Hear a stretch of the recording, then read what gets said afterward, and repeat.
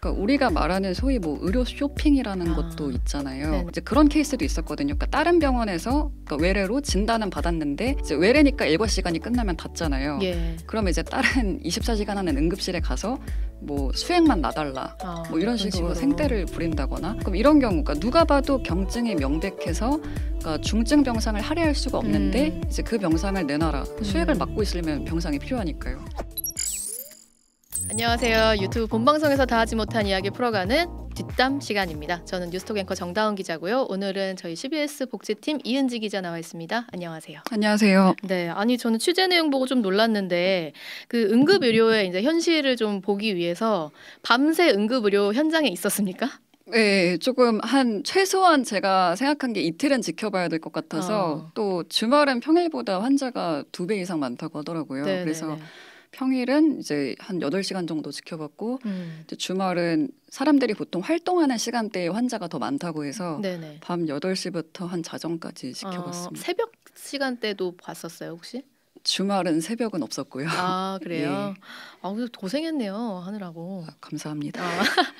아니 근데 응급실에서 지켜봤는데 저는 기사를 보고 좀 놀란 게 이렇게 뭐 알러지 환자 좀 있었고 그런 상황이 나은 곳도 있었지만 상황이 여의치 않은 곳은 뭐 정말 의사 1명에 간호사 3분뿐 뭐 이 정도라면서요. 좀 놀랬거든요. 그러니까 이제 제가 경기도 의료원 산하에 있는 6개 병원 중에 그 수원병원이랑 이천병원을 네네. 간 거잖아요. 뭐 극명하게 좀 비교를 할 수 있어서 간 거죠. 맞습니다. 그 기사에도 담았지만 사실 그 썼듯이 이천병원이 사실 내원하는 환자 수도 더 많고 중증도도 더 높아서 사실 업무 부담이 되게 높은 편인데 네. 그 근무하는 인력 수는 수원병원이랑 똑같아요. 아. 그러니까 야간이 당직 의사 1명, 간호사 3명이라서 그러니까 그 사람들이 그 시간대 오는 환자들을 이제 다 커버해야 되는 거죠. 12시간 동안. 최근 들어서 이 응급실 뺑뺑이라고 하죠. 이렇게 응급실 돌다가 골든타임 내 치료 못 받아서 사망한 환자 사건들이 계속 나왔었어요. 이게 코로나 이후에 이게 늘어난 것처럼 보이는 게 이게 뭐 착시인지 뭐 실제 원인이 좀 있는 건지 어떻게 보세요? 그러니까 이제 대표적인 2가지 사건을 말씀드리면 아마 기억하실 텐데 그 올해 3월에 대구에서 그 건물에서 추락한 10대 여학생이 있었어요. 근데 그 여학생이 이제 2시간 동안 거리를 전전하다가 결국 숨졌고 또 그 이후에 2달 만에 70대 환자가 용인에서 이제 교통사고를 당해서 중상을 입었는데 그 환자도 이제 받아주겠다는 병원이 없어서 의정부 성모병원까지 갔다가 이제 결국 이송 과정에서 심정지가 와서 사망한 케이스거든요. 근데 이제 말씀하신 것처럼 코로나 이후에 이런 문제가 더 불거지는 것 같은 게 착시는 아닌 게 사실 코로나 기간 동안 응급실이나 진료과 기능이 거의 마비됐던 병원들도 있거든요. 그 병원들이 제가 집중적으로 취재하는 공공병원, 그러니까 지역 의료원들인 거고. 코로나 대응에 올인하느라고 그렇습니다. 사실상 응급의료 활동을 거의 못하게 된 곳들이 있다는 거죠. 그러니까 많고. 돌아가 보면 이제 코로나 첫 확진자가 나온 게 2020년 1월 20일이거든요. 그러니까 그때 우한에서 들어온 환자가 처음으로 확진된 건데 이제 정부 입장에서는 어쨌든 이 미지의 감염병에 안정적으로 대응할 수 있는 병상이 필요한 거예요. 근데 사실 이제 기억해 보면은 코로나 초기에는 그러니까 지금은 자율권고 닷새로 되게 헐거워졌는데 원래는 격리 기간이 2주였거든요. 맞아요. 접촉자, 그러니까 밀접 접촉자도 2주를 꼭 격리해야 됐어요. 그러니까 격리 병상이 필요한 거예요. 그러니까 음압병동이 필요한 거고. 확보하느라고 뭐 음압병동 없다. 뭐 정말 논란이 많이 됐던 기억이 나요. 그렇습니다. 그러니까 사실 민간병원 입장에서는 이게 수익을 따져야 되는 구조다 보니까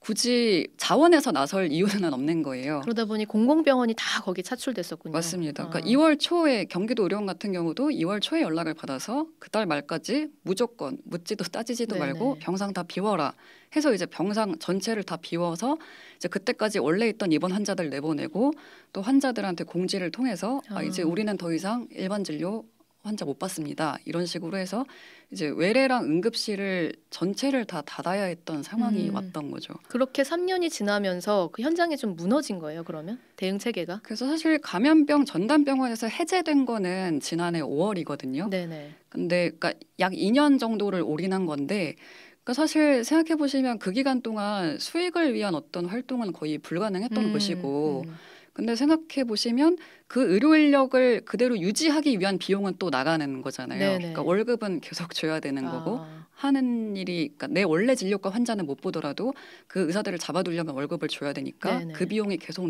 나갔던 것인데 적자가 엄청 심해졌겠네요. 그렇죠. 그러니까 어. 경기도 의료원 같은 경우도 이제 뭐 매달 10억씩 적자 나는 병원들이 있고 근데 대부분의 지방 의료원들이 사실 비슷한 상황이거든요. 그럼 있는 뭐 간호 인력을 좀 줄인다든지 뭐 새로운 어떤 진료를 위한 투자 전혀 안 됐을 거고 그렇죠. 그렇다 보니까 어떤 응급 좀 중증 응급 환자가 왔을 때 지금 당장 이걸 받아줄 여력도 당연히 안 되고 그러다 보니 뺑뺑이를 도는 이런 사태까지 이어지게 됐다.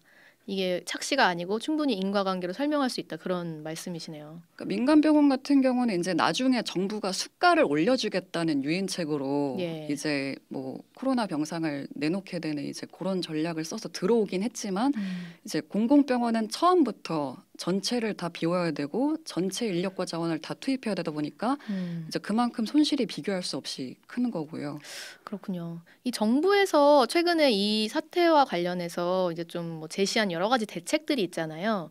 뭐 응급의료센터에 갔는데 경증인 경우, 그러니까 뭐 아니 뭐 감기 걸리고 발목 빈 거 가지고 응급의료에서 자리 차지하고 있으니까 진짜 중환 환자들이 치료 못 받게 되잖아요. 그러면은 이 환자들한테 본인 부담금 더 물려야 됩니다. 뭐 이런 대책 나왔었는데 이거 대책 됩니까?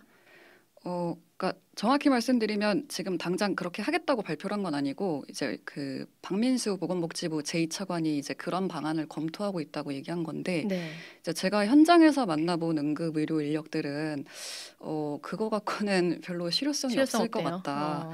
그러니까 왜냐하면 사실 뭐 저희 실비 많잖아요. 예. 그러니까 그 실비보험이 응급실 문턱을 좀 낮춘 것도 있고 그리고 우리나라는 사실 의료 접근성이 굉장히 좋죠. 좋은 네네. 나라잖아요. 그러다 보니까 이제 뭐 밤에 아이가 뭐 배가 조금만 아파도 뭐 열이 조금만 나도 금방 응급실에 갈 수 있는 구조다 보니까 또 일반 국민들이 거기 너무 익숙해져 있다 보니까 네. 이거를 사실 단시간에 바꾸기는 되게 쉽지 않은 상황인 거예요. 그래서 제가 만나본 이제 응급실 과장 중에 한 분은 좀 그 건보료율에 있어서 예. 그러니까 페널티성 조치가 좀 필요할 것 같다. 뭐 이렇게 자주 그렇게 이용하는 약간 그렇죠. 악용에 가깝게 이용하는 사람들에 대해서는 페널티라도 뭐 하는 게 필요하지 않냐 이런 대책을 냈어요. 그러니까 우리가 말하는 소위 뭐 의료 쇼핑이라는 아, 것도 있잖아요. 네네. 그래서 이제 그런 케이스도 있었거든요. 그러니까 다른 병원에서 그러니까 외래로 진단은 받았는데 이제 외래니까 일과 시간이 끝나면 닫잖아요. 예. 그러면 이제 다른 24시간 하는 응급실에 가서 뭐 수액만 놔달라. 뭐 이런 그런 식으로 식으로. 생떼를 부린다거나 그럼 이런 경우 그러니까 누가 봐도 경증이 명백해서 그러니까 중증 병상을 할애할 수가 없는데 이제 그 병상을 내놔라. 수액을 막고 있으려면 병상이 필요하니까요. 그러니까 의료 서비스를 그렇게 잘못 이용하는 행태에 대한 어떤 대책도 필요하겠습니다만 그럼 의료를 공급하는 그 공급자 입장에서의 어떤 대책 같은 것들은 무엇이 좀 필요하다고 요구를 하시던가요? 그러니까 사실 제가 찾은 곳 중에 이천병원 같은 경우는 한 곳만 거의 지역을 전담하는 거점이다 보니까 네네. 전원을 보내려고 해도 되게 멀리 보내야 돼요. 전원, 그러니까 병원 옮기는 네, 거. 그러니까 네네. 대학병원이나 상급종합병원으로 더 고난도 치료가 필요한 환자를 보내려면 이제 더 먼 거리를 이동해야 하는 거죠. 근데 사실 수원 같은 경우는 그 여러분 잘 아시는 권역외상센터인 아주대병원이 있잖아요. 네네네. 그리고 아까 뭐 말씀드렸지만 그 24시간 야간 휴일 커버가 되는 응급의료기관이 7곳이 있거든요. 네. 근데 이제 바람직한 거는 이 병원들 응급의들끼리 이제 앱을 이용해서 그 환자 이송을 위한 체계가 비교적 잘 구축이 돼 있더라고요. 그리고 그 지역 책임 의료기관인 수원병원에서 이제 책임 의사도 응급 의사가 한 분 맡아서 이제 그런 사업을 좀 관장하는 역할을 하고 있고 단양 같은 곳, 뭐 이천 같은 곳은 그런 게 되게 어려울 거 아니에요. 그렇죠. 어떻게 해야 됩니까, 이거를? 그러니까 사실 모든 인구 감소 지역에 네. 그런 병원을 다 똑같이 설립해라. 이럴 수는 없잖아요. 인구가 또. 많은 지역처럼 투자할 수는 없어요. 네네. 그러니까 그래서 사실 1, 2차 의료기관, 그러니까 1차 의료기관이라고 하면 이제 동네 병원, 네네. 2차 의료기관은 이제 종합병원, 그러니까 3차 병원이 아닌 그런 1, 2차 의료기관들의 기능을 좀 더 확충하고 그 병원들이 제대로 기능을 할 수 있도록 지원해 주는 게 정부의 역할이라는 거고.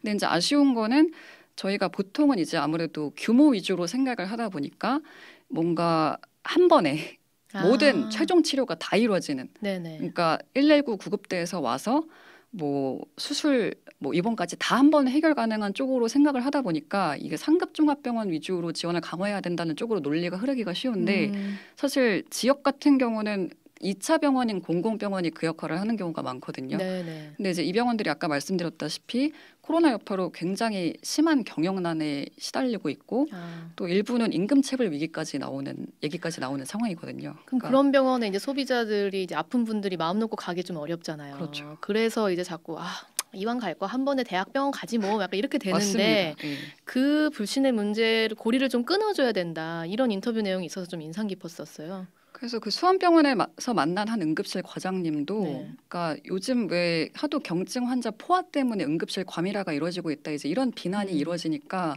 이제 이것 때문에 이제 환자들에게 개념 없다. 맞아요. 이제 그런 식으로 해서 되겠느냐. 화살이 환자들한테 돌아가는 경향이 있는데 사실 그동안 우리가 이용해왔던 의료 행태라는 것이 있고 그런 게 어느 정도 관습적으로 굳어진 부분도 있기 때문에 그 책임을 소비자들한테만 묻는 거는 무리가 있다는 거고요. 그러니까 1, 2차 의료기관도 마음 놓고 이용할 수 있는 특히 이제 종합병원을 네네. 그러니까 야간에도 응급실을 운영하는 그런 종합병원 예를 들어서 공공병원 그런 병원들을 마음 놓고 이용할 수 있도록 그러니까 그런 인력을 또 구비할 수 있도록 정부가 좀 지원을 해줘야 된다는 거죠. 네. 네. 오늘 여기까지 들어보겠습니다. 여러분 이해가 좀 잘 되셨는지 모르겠어요. 이 이은지 기자가 취재한 내용은요. 노컷뉴스에 기획 5편으로 아주 상세히 올라가 있습니다. 참고하시면 좋겠습니다. 오늘 뒷담 여기까지 할게요. 고맙습니다. 감사합니다.